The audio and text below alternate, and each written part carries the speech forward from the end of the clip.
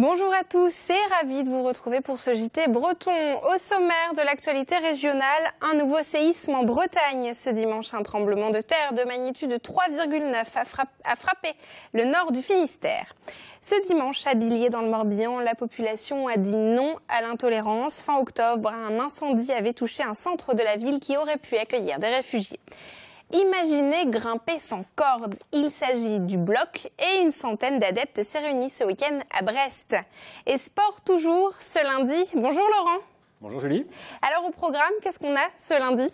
On va parler basket avec l'UJAP, on parlera judo aussi avec les championnats de Bretagne de niveau 2 et puis du football féminin avec la Coupe de France. Eh bien, on voit ça tout de suite. Bienvenue à tous dans cette édition du lundi 12 décembre 2016. La terre a tremblé en Bretagne ce dimanche soir, enfin surtout le nord du Finistère, vers 22h30. Un séisme de magnitude 3,9 sur l'échelle de Richter, une échelle qui peut aller jusqu'à 9. Pour les spécialistes, rien d'anormal. Le passé montagneux de la Bretagne explique ces secousses. Louis Gouronec a rencontré Laurent Geffroy, tectonicien à l'Institut universitaire européen de la mer. Il nous en dit plus. Ces séismes forts, surtout sur une région comme la Bretagne, sont très peu fréquents. Par exemple, une fois tous les 2 siècles, c'est probablement produit au nord de Portsmouth. Le foyer se situait sur une faille qui est en position soit en mer, soit c'est une faille qui est terrestre mais qui se prolonge sous la mer. Mais il y a un réseau de fractures très important qui date de 300 millions d'années ou plus. Et ces fractures donc sont en permanence soumises à ces forces tectoniques. Karnak et ses mégalithes feront-ils un jour partie du patrimoine mondial de l'UNESCO? Une association milite en ce sens depuis 2013. Quant à la mairie de Karnak et de la Trinité-sur-Mer, cela fait près de 15 ans qu'elle souhaite cette inscription. Le paléontologue Yves Coppens a présenté le dossier de préinscription ce lundi et il s'est montré très confiant au micro de Clara Gestin. Pour moi, c'est sûr. Pour moi, on l'obtiendra.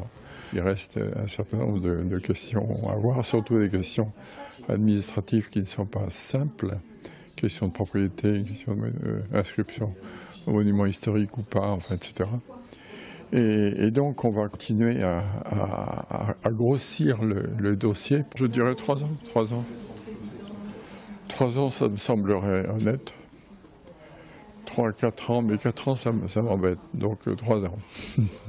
Le 21 octobre, le centre des pupilles de l'enseignement public de Billiers était détruit par un incendie. Ce centre faisait partie des lieux susceptibles d'accueillir des réfugiés dans le Morbihan, même si les autorités avaient finalement exclu cette idée. Un incendie d'origine criminelle. Alors face à cette violence, la population s'est mobilisée ce dimanche. Fanny Coconnier.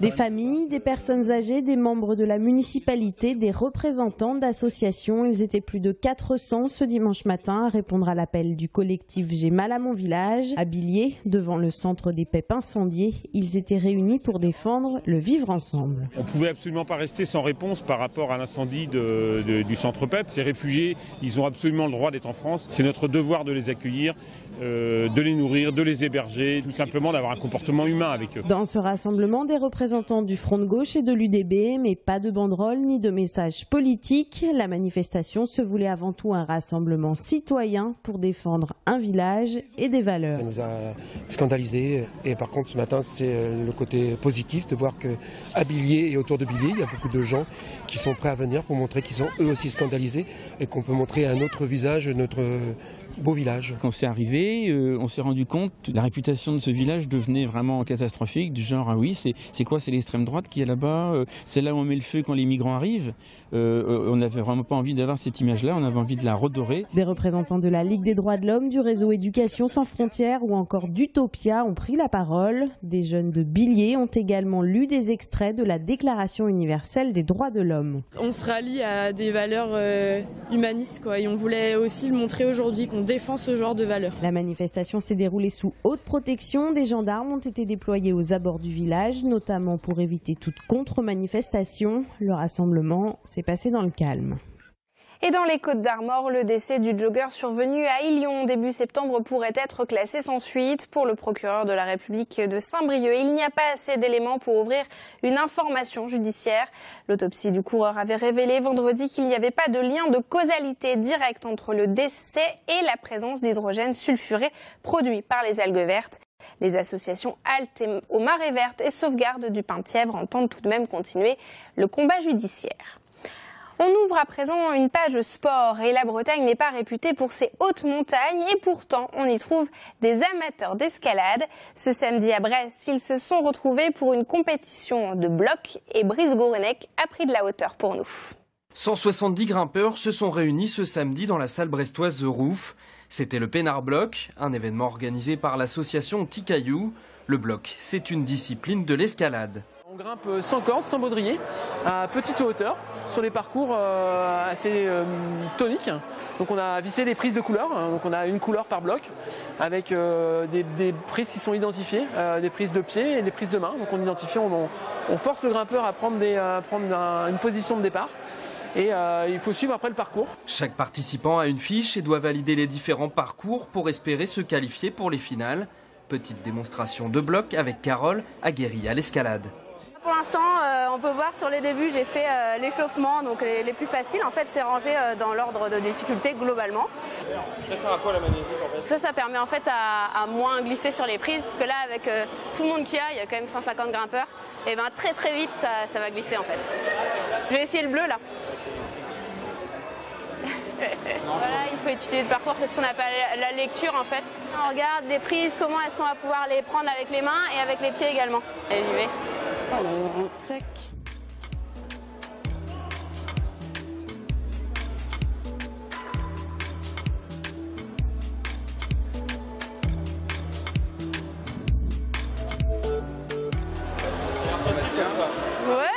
Ça demande quelques placements, mais ça va, c'est pas encore du niveau trop dur. Donc là, je vais l'indiquer. Hop, c'est le 15. Un sport pour tous, mais qui demande malgré tout un peu de gainage. En tout cas, l'escalade a son public en Bretagne. On compte près de 800 licenciés, rien que dans l'agglomération brestoise. Et sport toujours avec Laurent Villebouf. Et on parle foot, Laurent, pour débuter, mais foot féminin pour changer. Bah oui, on a des images et puis il y a de l'actu, alors on va pas s'en plaindre. C'était ce week-end le début de la Coupe de France féminine, notamment pour les équipes bretonnes.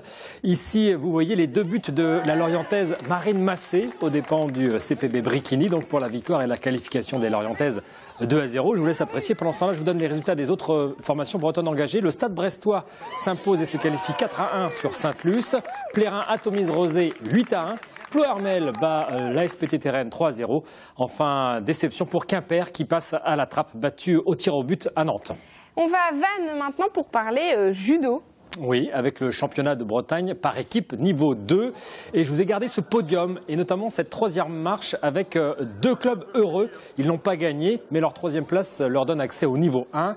Il s'agit du CSAM Pays de Brest et du judo Argoat Golf. Alors pour arriver là, pour la petite histoire, le CSAM a battu le dojo Shinjiro de Quimper. Et le JAG, lui, a combattu toute la journée à 4 compétiteurs contre 5 dans les autres équipes. Belle performance. Donc ils se retrouveront le 22 janvier à Châteauneuf-du-Fou pour la finale du championnat de Bretagne de niveau 1. On en parle dans le détail dans le multisport de cette semaine. Et un tout petit mot, Laurent, de basket pour finir. Oui, sur ces images avec la victoire rapide, donc 72-63 de l'UJAP Quimper ici en blanc. C'était face à Vaucluse. Grâce à ce succès, le 12e de la phase allée, l'UJAP reprend le fauteuil de leader à Souffel-Weiersheim. Merci beaucoup, Laurent, pour ces explications et on vous retrouve la semaine prochaine. L'Ajon, plante emblème de la Bretagne et des images de Noël cette saison. Tout cela et bien plus, c'est dans le Tour de Bretagne en 60 secondes.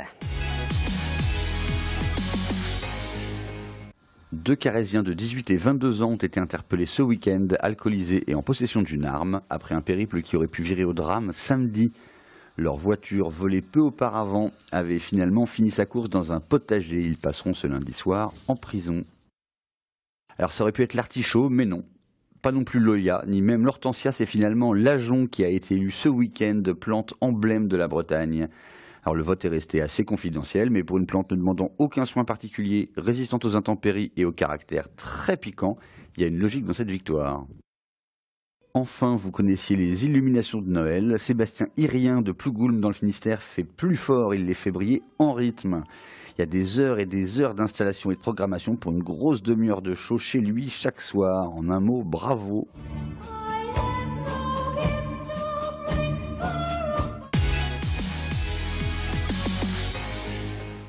Et on referme cette édition. Merci de nous avoir suivis. On se retrouve demain, 19h30. Bonne soirée.